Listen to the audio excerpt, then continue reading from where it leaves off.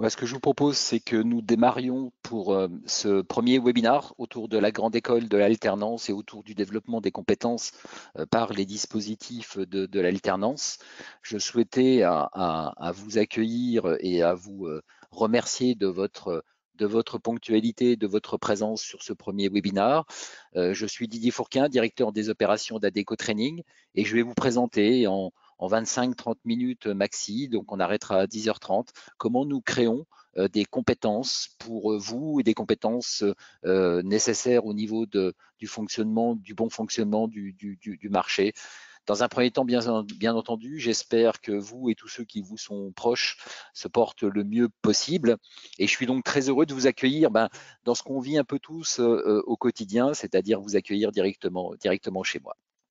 Donc, vous avez certainement remarqué dans l'invitation un lien vous permettant de télécharger un livre blanc que nous avons édité récemment, livre blanc sur les soft skills. Dans celui-ci, on parle de ce que vous vivez au quotidien, à savoir cette inadéquation de plus en plus importante entre les compétences dont vous avez besoin et celles disponibles sur le marché.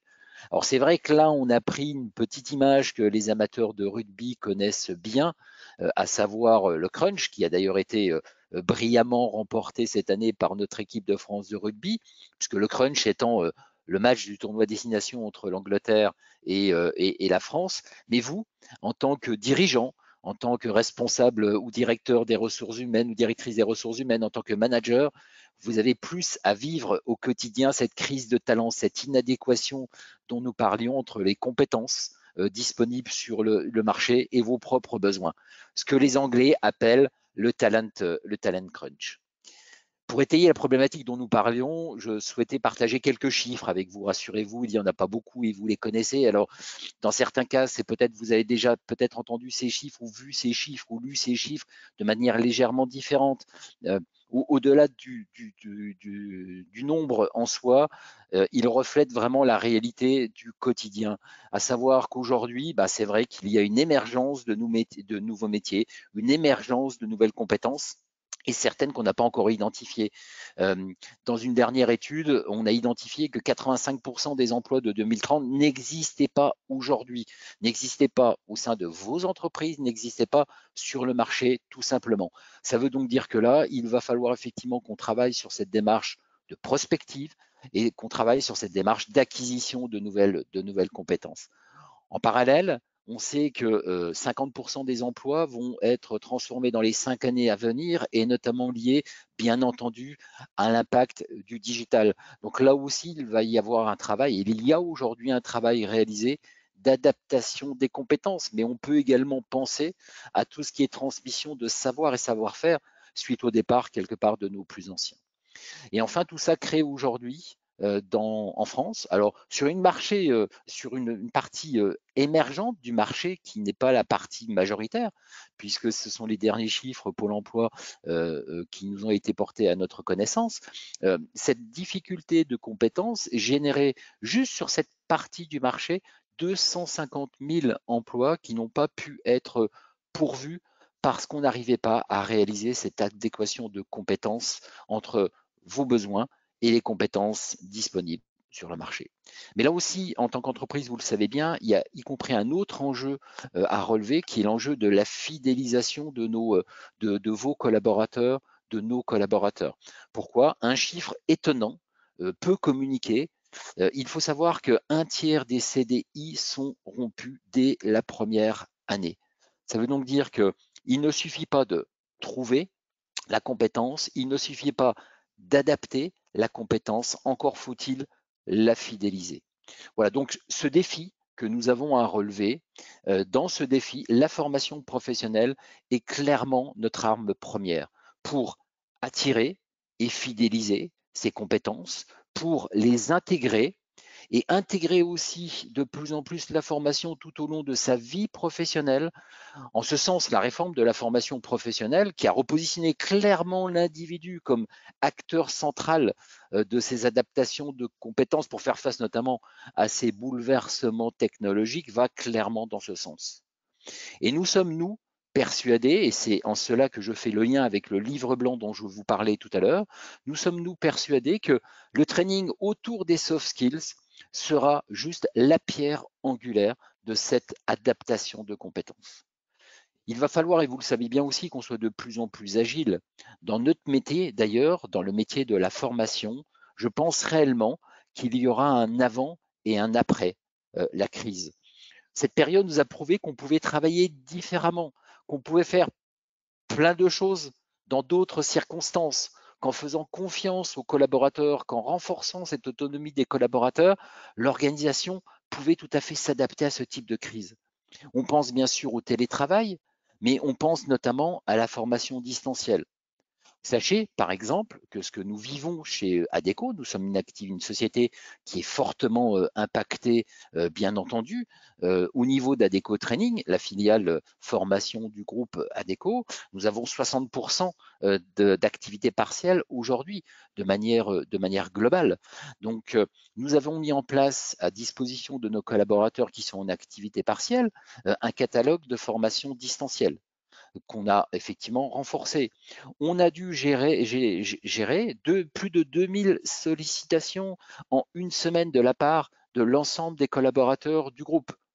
On a également lancé une formation qui reprend l'ensemble de la démarche de la formation théorique du CACES en e-learning pour l'ensemble de nos collaborateurs intérimaires, qu'ils soient en CDI ou en statut d'intérim classique. Cette formation théorique va leur permettre de valider toute cette partie en un e-learning de 2 heures. Et à partir du moment où les organismes de formation auront de nouveau le droit d'exercer, on validera tout simplement la formation pratique avec ces organismes de formation, ou on partira directement sur une autorisation de conduite interne. Voilà, ce sont des petits exemples, mais qui montrent bien qu'on peut aujourd'hui fonctionner différemment. Alors, on a parlé des enjeux, hein, les enjeux que vous avez, que nous avons en commun à mettre en œuvre. Quels sont-ils? Ils sont de 3 ordres. Les enjeux de recrutement, on en a parlé. Il faut bien sûr que, dans un premier temps, on puisse trouver les collaborateurs sur lesquels nous allons potentiellement investir en développement de compétences. Pour cela, il faut définir clairement les compétences dont vous avez besoin, qu'elles soient à court terme, mais qu'elles soient également à moyen terme. Et puis après, il va falloir s'ouvrir à d'autres techniques de recrutement. On sait qu'aujourd'hui, on ne pourra plus se battre pour avoir une compétence existante, et qu'à un moment, il va falloir qu'on crée ces compétences et qu'on aille chercher de plus en plus de collaborateurs qui, dans les faits, sont un peu plus éloignés et de plus en plus éloignés de ce qu'on attendrait. Il va falloir qu'on identifie plus la capacité à être d'un candidat, voire même la capacité à devenir du candidat, plutôt que ce qu'il est à un instant T. Comment on va le faire? Tout simplement, et comment on va apporter, comment on va façonner ce collaborateur par l'action de formation, effectivement. L'idée étant de mettre en place les formations qui soient des formations adéquates, des formations pérennes et des formations qui puissent potentiellement s'assurer du transfert de savoir. Et puis après, derrière, le dernier enjeu, c'est celui dont on parlait tout à l'heure, c'est un enjeu de fidélisation de vos collaborateurs. Ça ne sert à rien de trouver le collaborateur, ça ne sert à rien de former, d'adapter le collaborateur si au final, c'est pour le perdre dans l'année qui suit son intégration. Donc on a bien, et nous avons bien ces 3 enjeux à relever. Qu'est-ce qu'il y a derrière tout ça? Eh bien, il y a tout simplement aussi un enjeu de compétitivité. Sur une dernière étude de PCW, 80% des entreprises pensaient qu'elles perdraient en compétitivité si elles n'arrivaient pas à combler ce déficit de compétences. Ça s'entend, bien entendu, tout simplement. Donc, le groupe Adecco a mis en place une offre qui va prendre en compte ces différents enjeux afin de vous apporter des réponses sur le recrutement, sur la formation et sur la partie donc intégration de nos collaborateurs. Alors c'est pas nouveau hein, cette démarche. Cette démarche, la grande école de l'alternance, a été lancée en 2015. Cette démarche a été initiée par notre président Christophe Catoir, qui, face à cette pénurie de compétences dont nous parlions et à l'émergence des nouveaux métiers et des nouvelles compétences, est parti du principe que notre activité de recrutement ne pouvait plus être uniquement une affaire d'intermédiation. C'est juste vital pour notre groupe. Si à un moment notre métier, c'est juste de mettre en relation donc une compétence qui n'existe plus avec un besoin client qui lui est ô combien prédominant, bah vous doutez bien que s'il n'y a plus d'interaction possible, c'est juste vital pour notre entreprise de trouver des solutions. Donc notre conviction aujourd'hui forte est de se positionner comme un apporteur de solutions pour vous, pour nos clients, afin d'apporter des réponses claires, nettes, précises à vos 3 enjeux. Christophe, lorsqu'il a lancé cette grande école de l'alternance, avait pris un objectif fort. Cet objectif se matérialisait avec la mise en place de 10 000 alternants en 3 ans, de 2016 à 2018. On a atteint cette première étape puisqu'on a pu accompagner plus de 12 000 alternants sur ces 3 ans. On n'a pas voulu s'arrêter là. Pourquoi? Parce qu'on en a parlé tout à l'heure. Cette inadéquation, ce talent crunch est d'autant plus prégnant ces derniers temps. Et il va aller en renforçant tout le monde, nous le savons toutes et tous. En 2009, Christophe Catoir, donc notre président, a lancé avec nos clients un pacte social pour promouvoir la flexibilité responsable. L'idée, quelle est-elle derrière? C'est de se dire aujourd'hui, vous savez qu'il y a quelques termes qui peuvent avoir à un moment des connotations relativement péjoratives chez tout à chacun. La précarité en fait partie. Aujourd'hui, nous revendiquons le fait de décréter des points d'activité chez nos clients, c'est juste notre raison d'être. On revendique ce côté flexibilité, mais on veut le faire de manière responsable. Il y a eu un changement très très fort dans le monde du travail temporaire avec l'arrivée du CDI intérimaire qui apporte ce qu'on appelle la flexi-sécurité, donc la flexibilité et ce côté sécurité. Donc Christophe Catoir s'est engagé à ce que dès 2020, on ait un tiers du planning des collaborateurs intérimaires qui soient en contrat socialement plus responsable. Et dans ces contrats socialement plus responsables, qu'est-ce que nous avons? Nous avons le CDI intérimaire et nous avons l'ensemble des contrats d'alternance. Et l'engagement pour cette année, alors je dois vous le dire aussi, bien entendu, c'était avant crise du Covid-19. On va tout mettre en œuvre pour tenir cet objectif, bien entendu, parce qu'on le sait, c'est juste vital et on a besoin de vous et vous avez besoin de nous et des compétences que nous sommes en train de créer pour conserver la compétitivité dont nous parlions. Donc l'enjeu pour nous, c'est clairement cette année d'aller mettre à l'emploi 7500 alternants. Alors, lorsqu'on parle d'alternance, on parle de quoi aujourd'hui chez Adecco? Ben, on parle de la même chose que vous. C'est-à-dire que lorsqu'on parle d'alternance, on parle et de la partie apprentissage, grande nouveauté en 2020, on va en reparler, et de la partie professionnalisation. Sur la partie professionnalisation, les contrats classiques, notamment les contrats de professionnalisation. Sur la partie apprentissage, donc nous avons lancé cette année notre premier CFA, donc le CFA des métiers du recrutement. Pourquoi? Tout simplement parce que nous avons quelque chose à dire au niveau du recrutement. Vous savez, en termes de communication, en termes de marketing, on a beaucoup parlé ces derniers temps de storytelling, cette façon imagée que vous avez à raconter une histoire sous format d'un conte quelque part. Lorsque j'interviens chez vous, dans bon nombre des cas, lorsque je me présente, Didier Fourquin, directeur des opérations Adecco Training, dans quasiment tous les cas, la réponse est de dire « Ah bon, Adecco, vous faites de la formation ?» Oui, je fais de la formation, au métier du recrutement, c'est juste notre ADN, et on a créé le premier CFA des métiers du recrutement. Ça a du sens, c'est tout à fait cohérent. Donc nous avons au niveau de l'apprentissage créé ce premier CFA, on a lancé un second CFA au mois d'avril. Bon, j'avoue que c'était pas tout à fait le très bon mois pour le faire, mais encore une fois, c'est juste essentiel, on en parlera tout à l'heure. C'est un CFA qui est un CFA partagée. C'est-à-dire que là, on est en association avec des acteurs majeurs d'un secteur d'activité qui, pour le coup, est la restauration collective, et nous avons lancé en ce sens le CFA, donc des chefs. Nous en parlerons aussi rapidement tout à l'heure.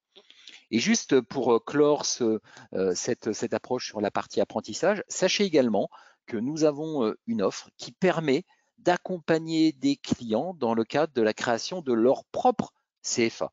Je vous l'ai dit, on a une expertise, on a démarré rapidement avec le CFA interne, le CFA recruté autrement. Il y a d'autres qui vont arriver. Cette expertise, on propose de la partager avec nos clients et faire de ces CFA des CFA partenaires qui nous rejoignent dans ce travail au quotidien. Alors, globalement, l'offre, la grande école de l'alternance, c'est quoi? Au-delà des murs, au-delà des écoles, au-delà des CFA, l'offre, comme je vous le disais, est non pas une offre de formation, puisque chez nous, nous revendiquons le fait que la formation n'est pas une finalité en soi. Former pour former n'a aucun intérêt pour nous. Nous formons pour permettre à un collaborateur d'accéder à l'emploi, pour permettre à un collaborateur de progresser dans l'emploi, pour permettre à un collaborateur de changer d'emploi. Nous sommes un acteur de l'emploi. Donc, la formation n'est pour nous qu'un moyen. Donc, l'offre de la grande école de l'alternance, qui est une offre qui va fonctionner, qui va marcher sur deux pieds.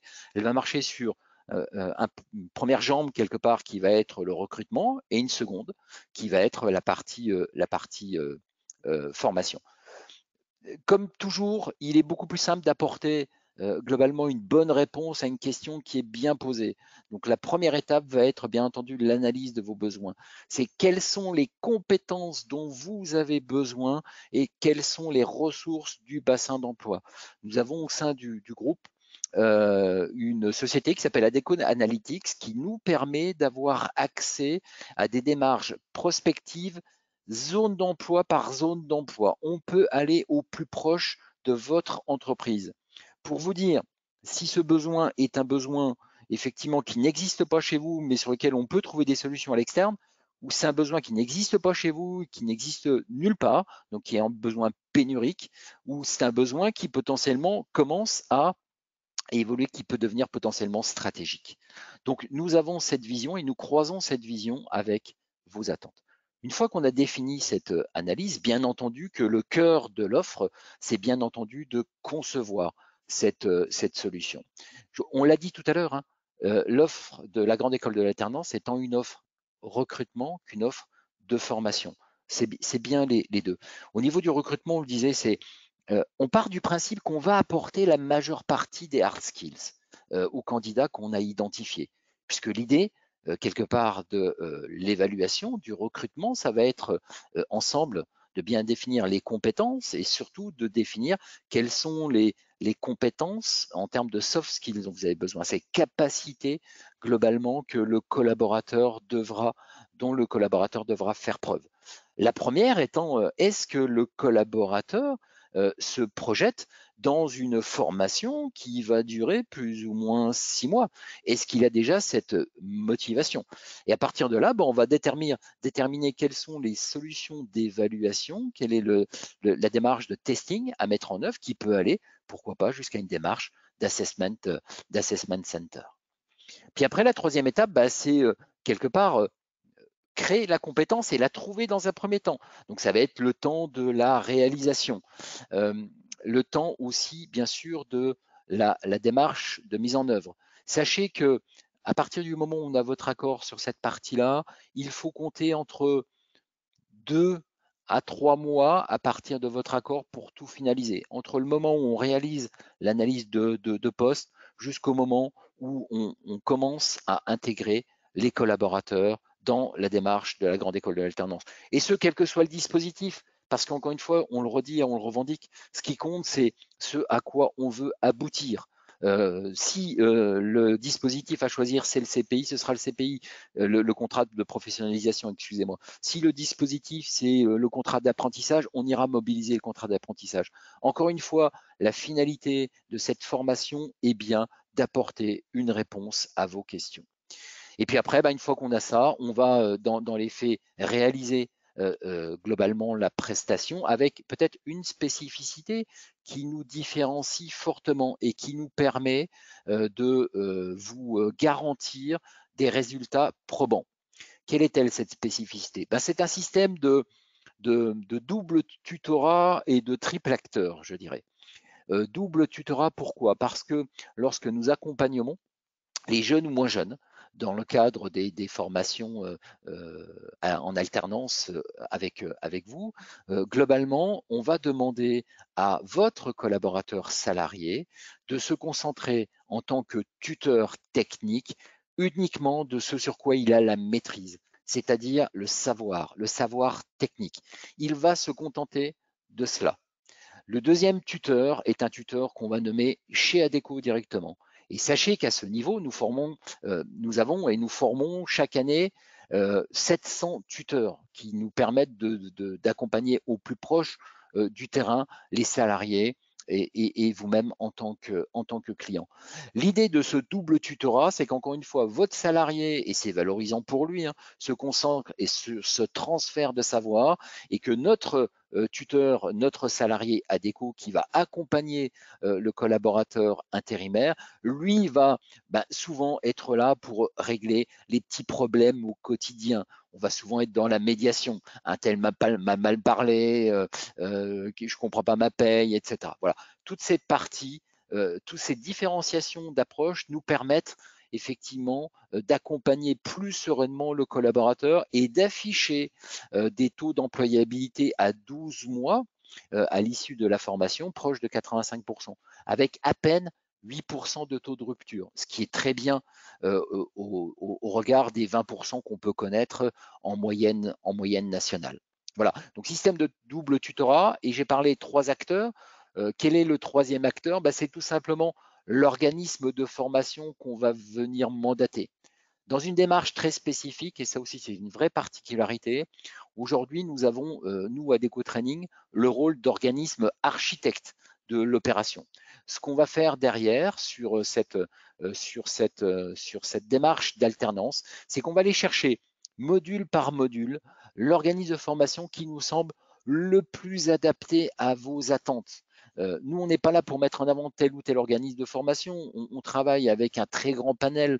En gros, on a à peu près 150 organismes de formation, écoles internes de nos clients, grandes écoles avec lesquelles nous collaborons en priorité, et quasiment plus de 1000 partenaires que nous allons chercher de manière un peu plus épisodique.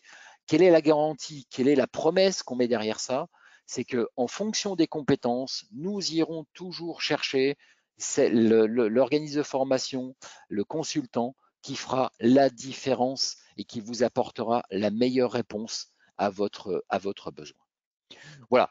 Et puis après, une fois qu'on a lancé tout cela, derrière la finalité, c'est ce qu'on disait, quelque part, c'est intégrer la compétence, et ce, quel que soit le statut. Dans quasiment 50% des cas, les collaborateurs que nous avons formés sont au final intégrés au sein de l'entreprise chez laquelle nous avons mis en œuvre cette action de formation. Et c'est juste la matérialisation de notre réussite. Et puis, bien entendu, l'idée pour nous, c'est de nous ancrer dans la durée. Et pour nous ancrer dans la durée, systématiquement, 6 mois après, nous faisons des mesures sur est-ce que ces collaborateurs qui ont passé par cette démarche d'alternance correspondent tout à fait à vos attentes ou pas, et comment on peut améliorer encore cette démarche, définir ensemble les actions correctives qui nous semblent nécessaires. Voilà, vous l'avez compris, au niveau de cette grande école de l'alternance, on veut vous proposer une offre qui soit une offre la plus globale possible, la plus souple possible, et celle qui soit la plus en phase avec vos attentes pour vous permettre d'accélérer votre développement. Avec, on l'a dit tout à l'heure, l'enjeu est bien un enjeu de compétitivité. Donc, accélérer votre développement avec une réponse qui soit une réponse sur mesure. La partie sur mesure, je vous l'ai dit, c'est tant dans la partie sélection de l'organisme de formation que dans la partie gestion de l'alternance. C'est vrai que souvent, vous avez certainement essayé déjà des expériences. Vous avez une expérience avec alternance qui s'est plus ou moins bien passée d'ailleurs, mais souvent on nous dit oui, alors sur cette partie-là, le recrutement était hasardeux, les démarches de sélection n'étaient pas suffisamment importantes, d'où la partie de sécurisation, le contenu pédagogique était trop en décalage par rapport à mes attentes, le fait de bien sélectionner le panel d'organismes de formation dont je vous parlais, le rythme était peu adapté. Nous, dans l'idée, on va créer un rythme d'alternance qui correspond à vos besoins le plus possible. C'est-à-dire qu'on ne va pas se contenter de mettre, et vous l'avez compris, d'identifier un collaborateur et de le mettre dans une classe existante. Ce n'est pas ça la démarche. La démarche, c'est qu'on soit vraiment dans une démarche sur mesure, dans une offre sur mesure. Voilà. Donc, l'idée est celle-ci, sécuriser vos recrutements. L'idée, c'est également de fidéliser vos nouveaux embauchés parce que un collaborateur qui a été intégré selon cette formule, un collaborateur à qui on a consacré du temps, a envie de rester au sein de cette entreprise. Et d'ailleurs, c'est vrai que c'est y compris vrai dans la nouvelle génération. Vous savez qu'on parle toujours de ces nouvelles générations. Aujourd'hui, on le vit toutes et tous au quotidien. La nouvelle génération est de plus en plus en attente de sens. Dans certains cas, on le voit bien, elle n'est pas très à l'aise avec nos organisations un peu, mais j'oserais dire militaires dans certains cas, ou verticales, managériales. Elles sont souvent en recherche de sens dans ce qu'on leur demande de faire. Au-delà de cette recherche de sens, c'est aussi une recherche d'intégration dans un parcours professionnel, un parcours de développement.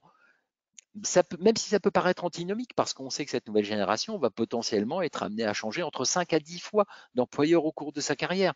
Pour autant, elle veut vivre intensément cette partie-là. Donc, on a cette responsabilité d'apporter des réponses à cette génération également. Et puis pour nos plus anciens, c'est aussi valoriser vos expertises, notamment grâce au tutorat dont on parlait, et puis s'assurer qu'ils soient bien là en transmission de savoir à leurs collègues qui vont prendre leur succession. Voilà. Et puis dans ce contexte, aujourd'hui, tout se sait, tout se dit, vous le savez bien, ça va très vite. Un collaborateur à qui vous avez réservé cette intégration, que vous avez écouté, pour lequel vous avez adapté ses compétences, pour lequel vous avez donné une chance de pouvoir découvrir un nouveau métier, un nouveau monde, etc., automatiquement, vous allez renforcer, développer votre attractivité. Vous allez développer votre marque employeur. Voilà. Donc après, derrière, il peut y avoir aussi dans cette démarche des attentes purement économiques, je dirais, deux informations, vous le savez bien. Globalement, toutes ces actions que nous vous proposons de mettre en œuvre participent à la contribution sur l'apprentissage, bien entendu, si vous en êtes assujetti, c'est-à-dire que si votre entreprise a plus de 250 salariés, et dans tous les cas, ces démarches n'intègrent pas les taxations sur les contrats courts si les collaborateurs sont en statut CDI intérimaire. Quelques éléments de preuve, si vous voulez bien. Dans les éléments de preuve, globalement, en 2019, c'était tout compris. Si on intègre les collaborateurs intérimaires, si on intègre la partie permanent. Donc, c'était 7000 alternants qui sont passés par nos services. Excusez-moi, 7000 alternants pour 700 clients différents qui nous ont fait confiance. Je vous le disais, 85% de taux d'emploi de collaborateurs qui sont toujours à l'emploi 12 mois après la formation.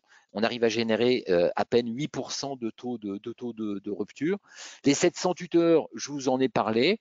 Et là aussi, précision importante, lorsqu'on investit sur ces collaborateurs, vous investissez, mais nous investissons également. On essaye de sécuriser un tant soit peu ces investissements. Et comment on sécurise? Tout simplement en investissant et en proposant à nos collaborateurs qui nous rejoignent sur cette partie-là directement un CDI intérimaire. Je vous rappelle, le CDI intérimaire, c'est le CDI de droit commun, celui que vous connaissez, donc, et qui permet effectivement de garantir une sécurité à nos collaborateurs intérimaires dans la partie alternance. Et puis, je vous parlais donc des 150.